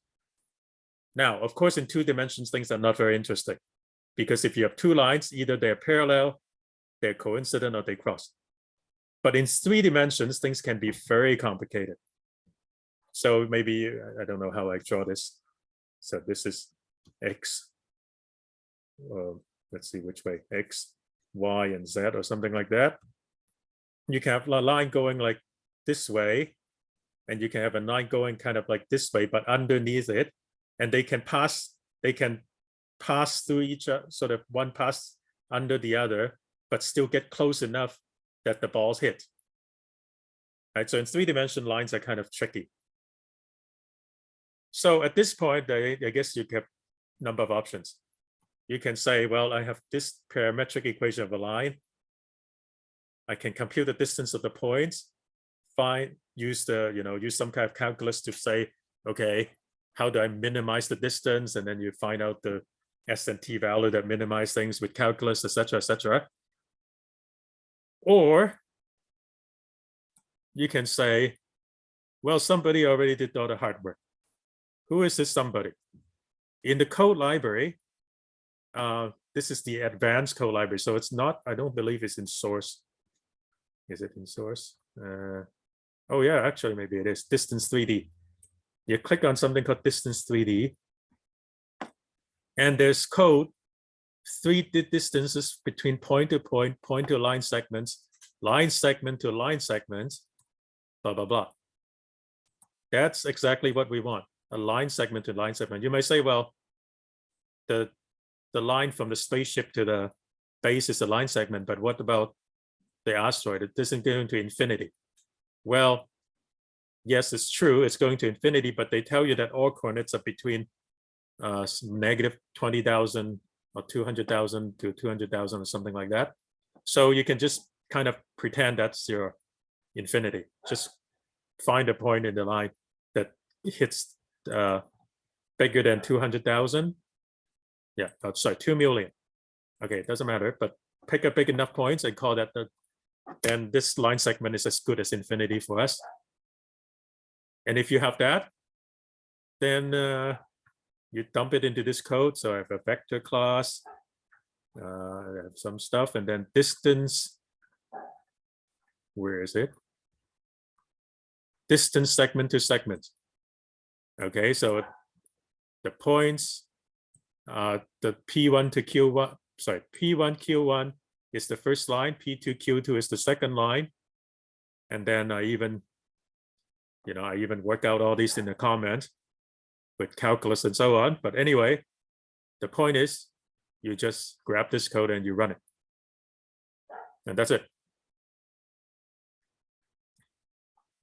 And then whatever distance it returns, if it's less than the radius, then you know that you hit, otherwise you don't hit.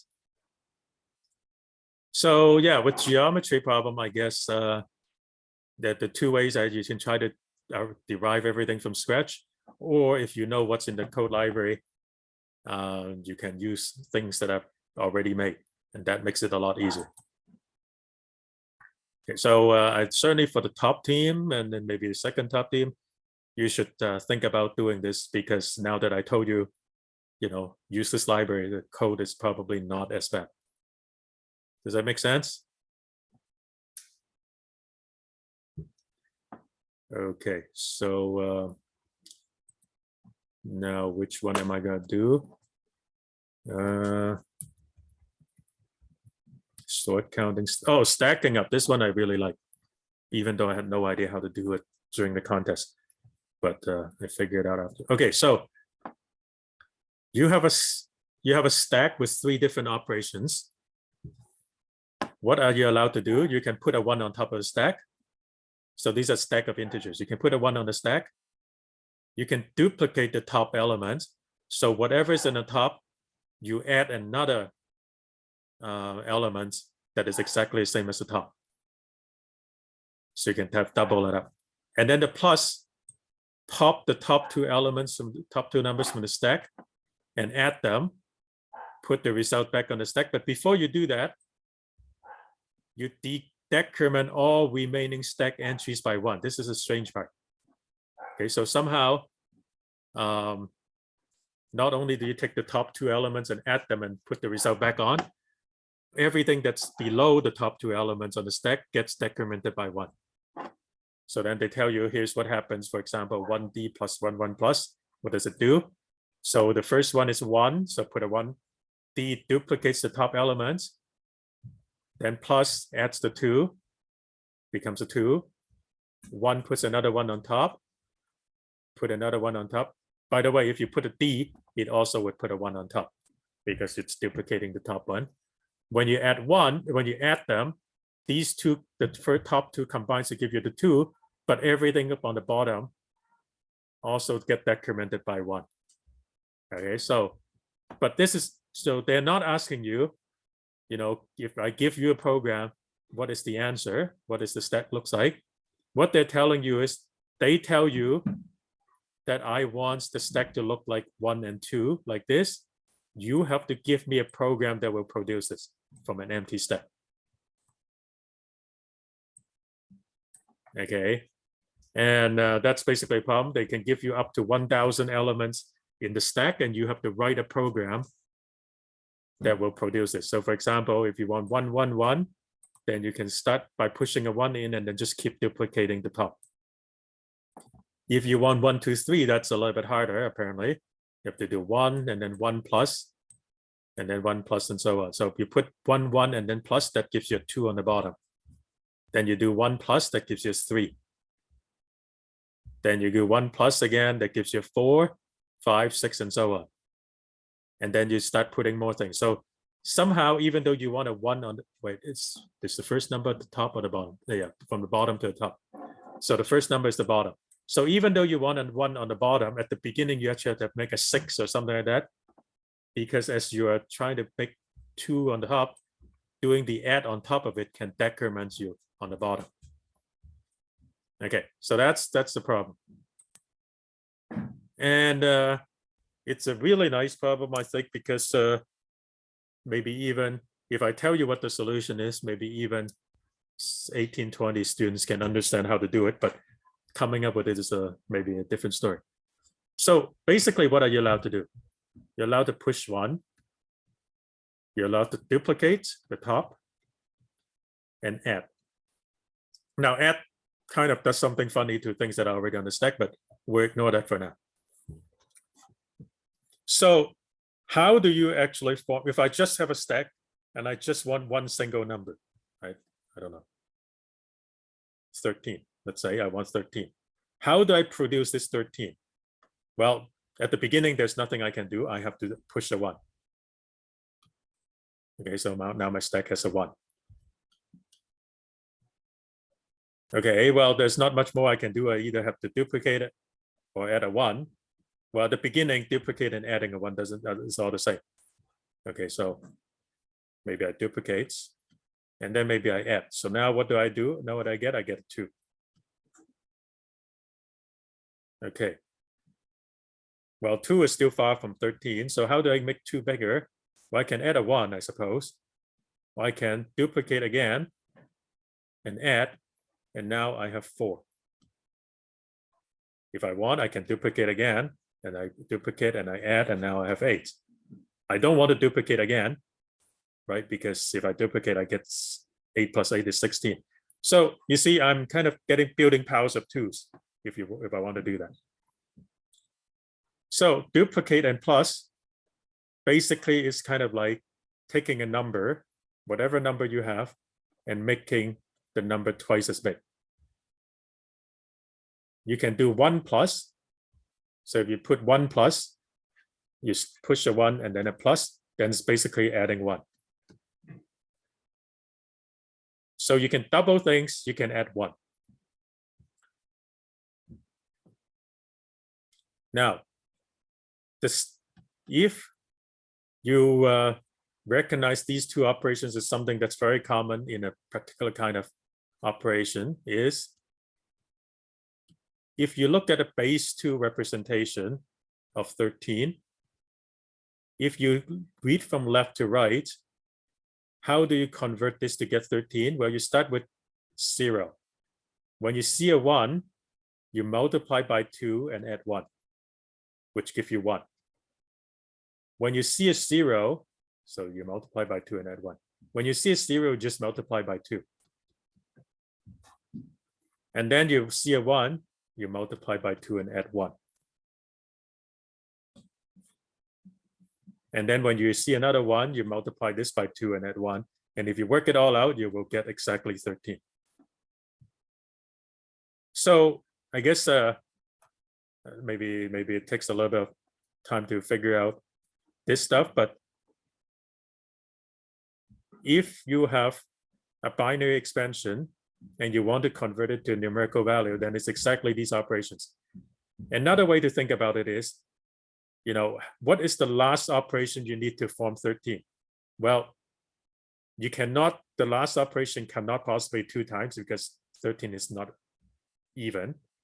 So the last operation must be plus 1 or 1 plus. So if you build a program to do 13, the last thing must be 1 plus, right? Whatever it is, you add 1.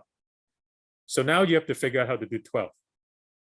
Well, whatever it is, you figure out how to do 6, and then you do D plus. It's because if you can do 6, then doubling will give you 12, and then adding 1 will give you 13. How do you do 6? Well, 6 is even again. So you try to make 3, double it. How do you make 3? Well, 3 is odd, so you got to do a 1 plus. So now you got to make 2. How do you make 2? Well, 2 is even, so it's D plus. And then how do you make 1? Well, you just push 1. So this sequence, if you work backwards, by keep on saying, is it odd, is it even? You can work backwards and build this sequence that gives you 13. And if somebody tells you to build any number, if your stack consists of exactly 1 number, this is exactly how you do it. Does that make sense? Okay, no questions? All right, so assuming that makes sense, so now you know how to build any 1 number with your program. So now let's make 16 a little bit harder. It's 13 and 10. I want you to build a stack like this. What do you do? Well, remember in a stack, you can only touch things that are on the top.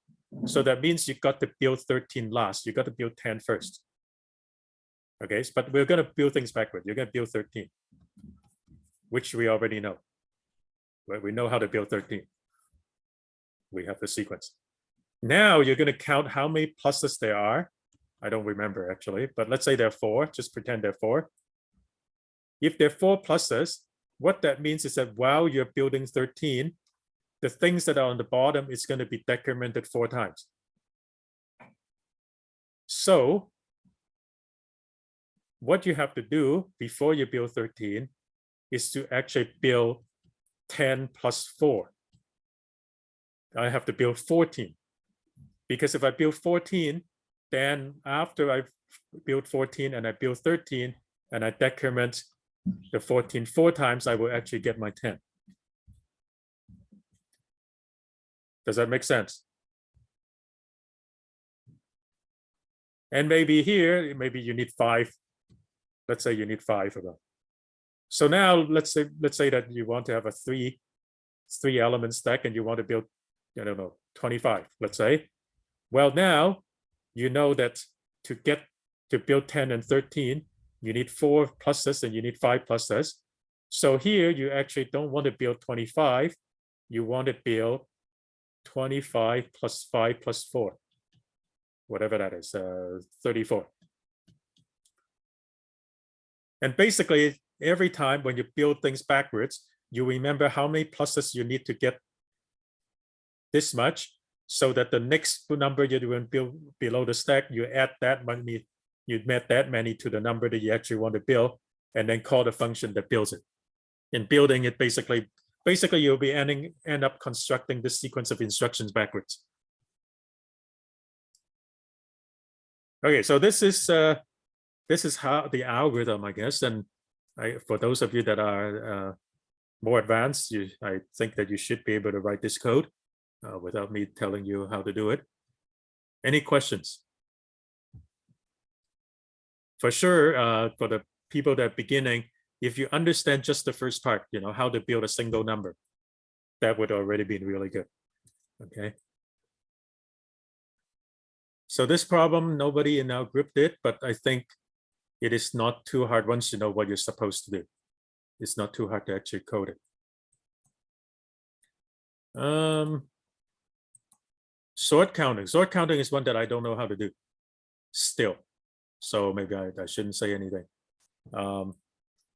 I had some conversation with Dustin, and I can say that you are basically right. You got the right thing, but you also know that you need to figure out what to do with the double counting, and somehow you have to do the triangle thing out. If you want, we can chat privately.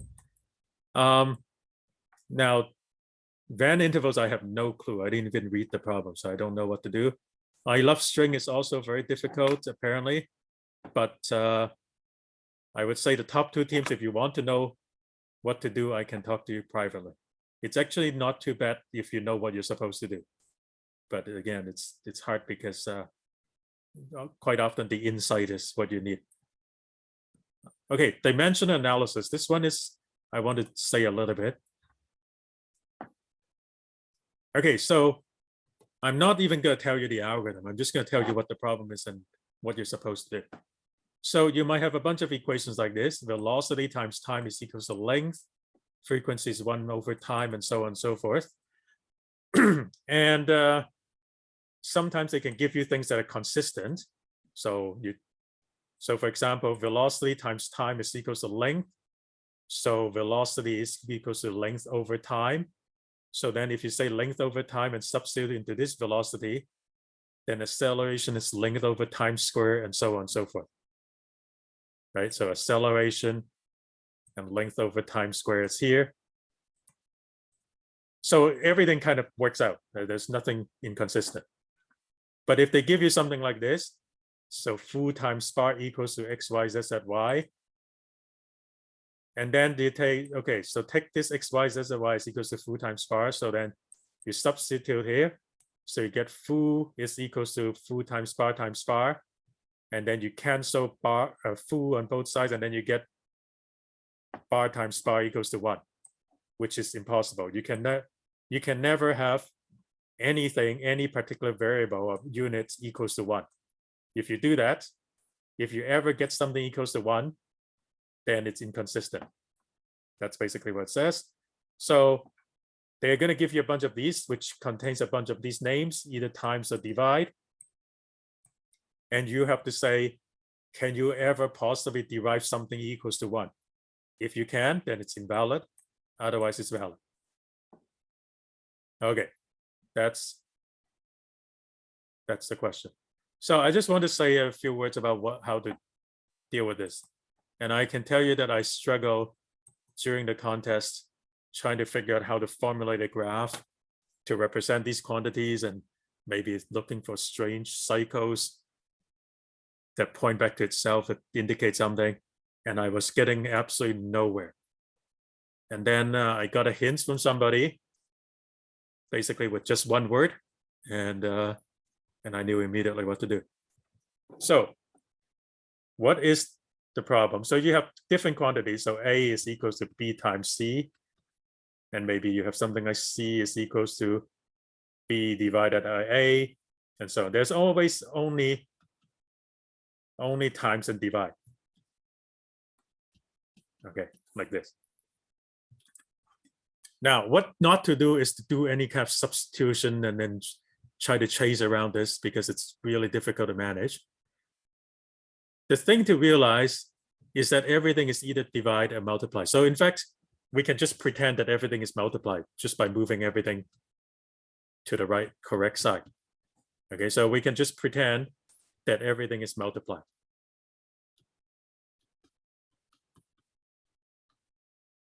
Okay, so that's the first thing. And in fact, I'm even going to, how do I put this? Let me think here. Okay, let's just keep it at that. Now, what is this one single word that got me the solution? That's the word log. What is this magical word? If you take the logarithm on both sides, so log of a product, it's always the sum of the log, right? C, no, not B, C. So I can take this and say log A is equals to log B plus log C. And then here I have, log A plus log C is equals to log B, log A plus log D plus log C, it's equals to log D plus log E, and I can cancel the D if I want. I can also have something like D times D is equals to E, so that would be 2 log D, it's equals to log E. So what is the magic of log? Log turns multiplication divisions into add and subtract. And now, if I replace the variables A, B, and C with the variable log A and log B and log C, then I basically have, 2, let's just call it, I'm just going to call it A prime. A prime is log A. Sorry, 2D prime minus E is equal to 0. I can write a bunch of these equations. So this is A prime plus D prime plus C prime is equal to minus D prime minus E prime is equal to 0. Basically, I have a system of linear equations in these new variables, and I can write a matrix, A prime, B prime, whatever, equals to 0. And then I can have the corresponding coefficients. So for example, if it's 2D minus E, then it'll be 0, 0, 0, 2 minus 1. And I can write this matrix. And then if you take in linear algebra, if you didn't take linear algebra, I suppose you're toast. But if you do, then you can do row Gaussian elimination. That's how you solve equations. And you will basically end up with something of this shape. So anything that I don't write, it's going to be 0. So you have a bunch of zeros here, and then these might be non-zeros. But certainly these ones are non-zeros, the leading entries. And it turns out that if you ever have a row in the reduced form that has exactly, doesn't matter if it's 1 or whatever, then that variable must be 0. Because you basically have 2, I guess this would be 2D prime is equal to 0, so D prime is 0. And remember, D prime was log D. So if this is 0, then D must be 1, because log of 1 is 0. And so basically, if you ever see a row that has exactly 1 non-zero, then you know it's invalid. And you can also show that if you only have rows that have, at least 2 non-zeros, then those variables, they are not always going to be 0. They're not forced to be 0. So this is it uses two things. Of course, you need linear algebra, how to solve equations, but if the trick is to turn the multiplication and division into subtraction and addition by taking logs, and that's the nice trick.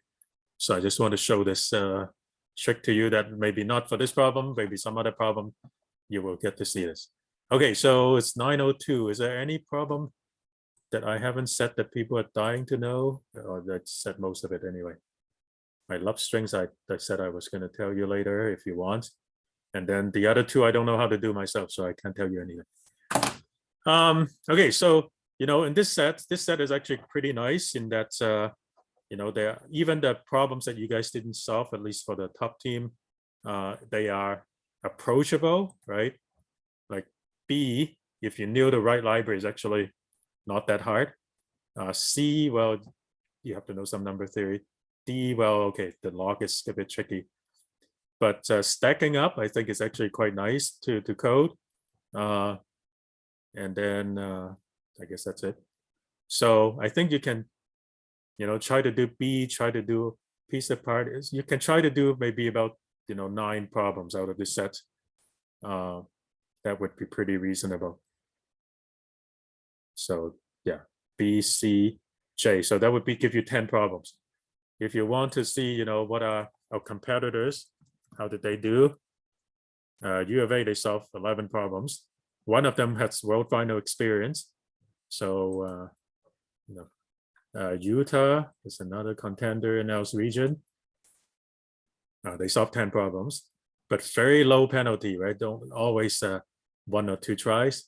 And then BYU, those are the only, including us, are the only 4 teams from this region that tried this contest, and this is what they did, right? So anyway, so we're close, right? But we can, of course, improve. Anyway, I'll stop the sharing. Okay, what do people think? Any comments about this contest? Okay, so I'm going to send out a Discord message and ask people about the regional contest. The regional contest is March 12th. And I would say that the problems are probably going to be about the same kind of difficulty level, although I can't really say for sure because I don't even know what the problems are. But historically, I would say it's about the same as this level, maybe a little bit easier on the easy end. But there will be hard problems just like these ones. And I don't know if people want to,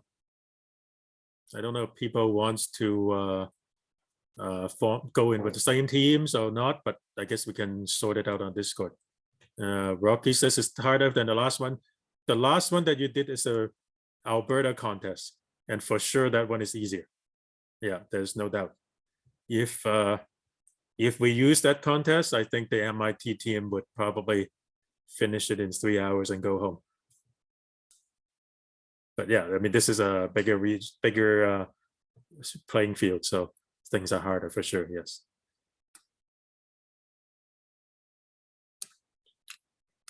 Okay, so I guess I will try to maybe, certainly for, everybody, if you have time, should try to solve problems that you didn't quite get.